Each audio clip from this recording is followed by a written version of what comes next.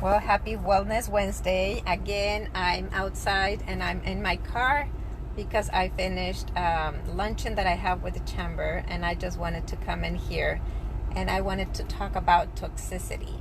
Toxicity is in so many ways, and it's one of the things that are keeping you away from getting the results that you want.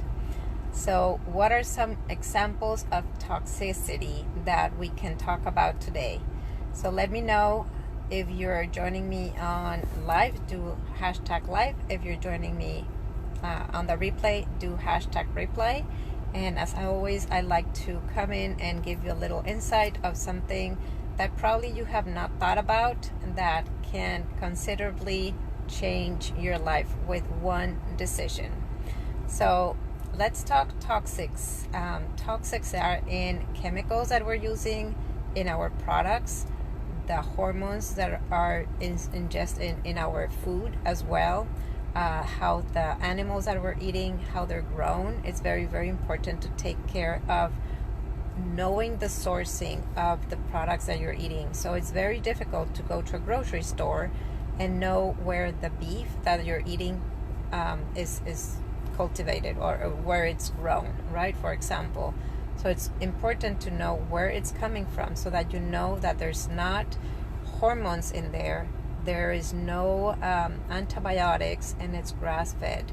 Another thing that is very important is to know if you're eating fish, to notice that it's wild caught. Why is that? Because fish that is, if you say farm raised, then make sure do not buy it, because even though the price is lower, it is full with mercury, and mercury stays in your body, and it's very difficult to remove the mercury. If you have mercury and other metals, heavy metals in your body, you will have probably it can lead to autoimmune diseases. So I am here to, hi Jeannie, happy to see you here. Is just those being conscious of all the things that we're eating, that we're ingesting, that we're applying on our body. It makes a whole big difference. So wild cut, if you're going to be eating chicken it needs to be organic, and it has to be grown like outside, right? Also with your eggs need to be pasteurized, and they have to be like eggs that are from chickens that are eating the food from outside. Those little things make a difference. But let's talk also about toxicity when lack of sleep. Some people have insomnia, some people are undersleeping. That was me for a long time, and I was feeling like my head was expanding and I didn't know what was happening. So there is a function for our body to sleep 7 to 8 hours. And there is a science behind all that, because our body needs that time to cycle and to remove all the toxicity in their body. So if we're cutting it short and we're not sleeping enough, our body does not have the time to completely do that cycle. So you're left behind with toxicity in your brain. So for example, last night or yesterday, my last meal was at 4 o'clock, actually at 3 o'clock. And then I had a little piece of chocolate like at 6 o'clock. But I didn't have a heavy meal afterwards. I took a fiber that I like to take, a fiber-wise. And then this morning, it was beautiful because I saw my metabolism working, right? And I won't go to the bathroom, and everything goes out. And it's important to see all those things, because it's important to know how your body is functioning. Hi Regina, hi Lana. It's important to know how your body is functioning and what you're doing that is affecting or impacting your better health. So when we're highly toxic, we want to feel like, if you're feeling lethargic, if you're feeling like lack of energy, if you're feeling like your body is inflamed, and you are having all these aches and pains in your body, a lot of it is the food that we're eating, that the lack of sleep, and it's accumulative from years behind that we have not been taking care of our body. So when we turn 50, around 50, everything comes to the surface so that we can see all those challenges and be able to address them. So I'm very, very big on awareness. And once you have a pain, then it's like, oh, now you have a purpose to look into it. And if we don't pay attention, it's going to be louder and louder and louder until you pay attention and you do something. So I like to say, and in coaching we like to say, nothing changes until we change something that we are doing daily. And those subtle changes can completely change your life. So for example, you start swapping where you're shopping, you start changing, look into your pantry, look into your under your cabinets and under your sink. What products do you have there? Read the label right there. If you see there's formaldehyde, parabens, Clorox, chlorine bleach, all those things are producing their chemicals that we're ingesting or that we're smelling, right?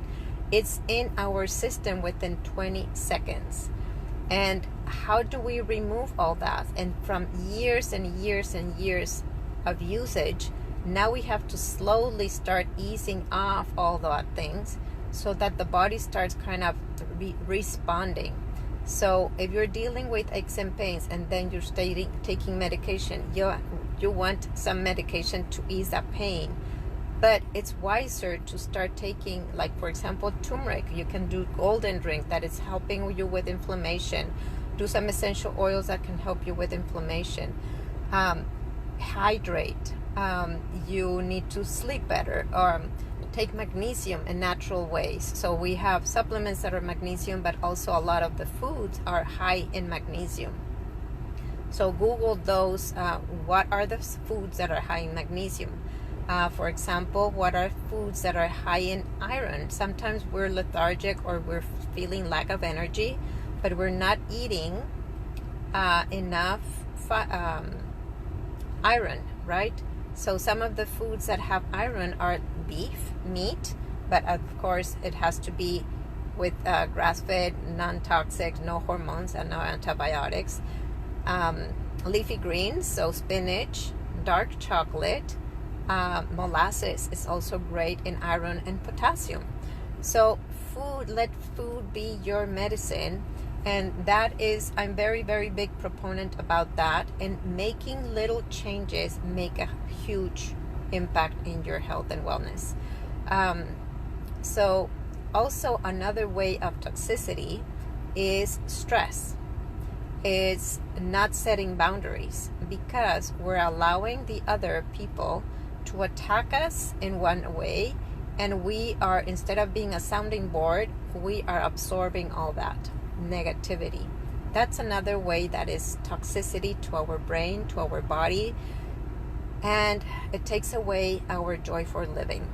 So we are surrounded by a lot of people that are probably negative, but it's important for us to recognize that and to become self-advocate and be a sounding board and not allowing all those things to attack us. So one thing that I like to share with others is like, learn to set your boundaries, your energetic boundaries. And I like to do a lot of work with that with my clients. It's like, there's simple strategies that we can do that can help you kind of be a sounding board and not be absorbing all that negativity. So again, food, your products, the way you're thinking or the way you're receiving other people's energy, and the way we're thinking about ourselves. We are our worst critics. So all those, the way we catch yourself when you're saying something, when you're in the mirror and you're about to get ready for the day, what is that internal voice? What is that internal wording that you're receiving from yourself? If there's another part of your body that you don't like, you're probably being very negative about it.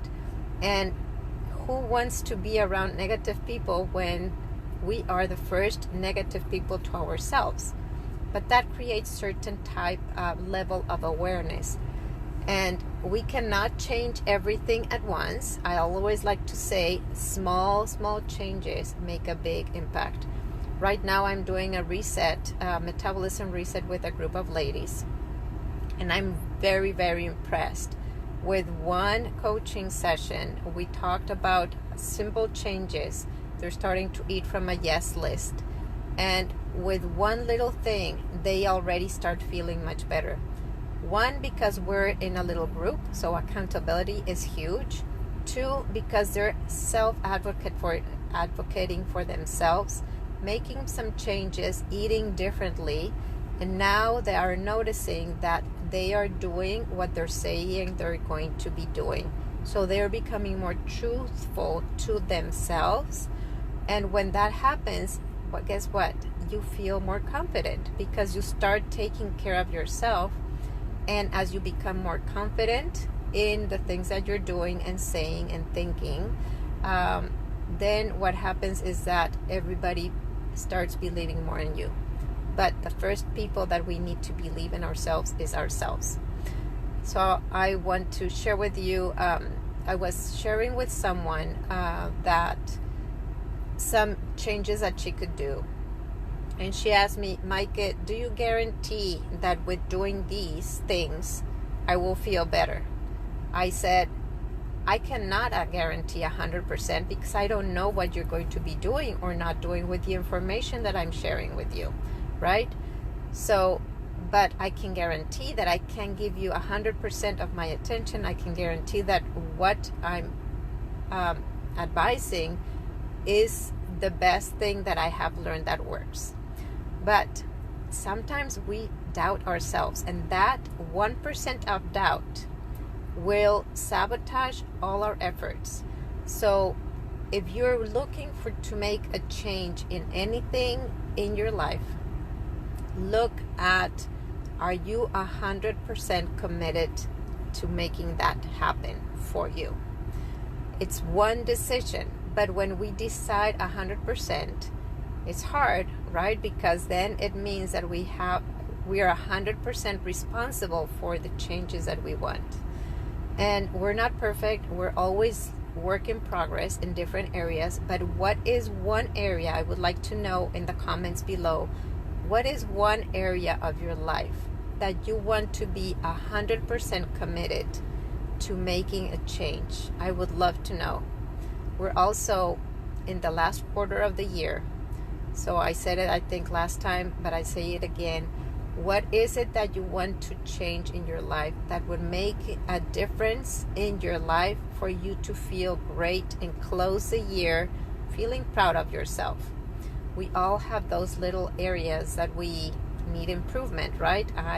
We all have different areas that we live and need improvement. But I like to share it here because when we talk about our issues, we feel more confident of, okay, there's a solution that I can take. There is something that I can do towards our health, towards our life, towards our family, towards our relationships. And when we take care of one thing, there is a little ripple effect that bounces around to help everything else. So what are some things that you're taking away? What is one action that you're taking away from today that you're willing to start making a change? Making a change in something that you're eating, making a change in the way you're sleeping or addressing your sleep, making a change in moving your body more, because also stress becomes our body's toxic, so we're not moving our body. It's static. All that stress is static and it's causing more toxicity. So you need to flush it out. Flush it out. I do go to hot works, which is working inside an sauna. So it's a lot, but it's in a small period of time.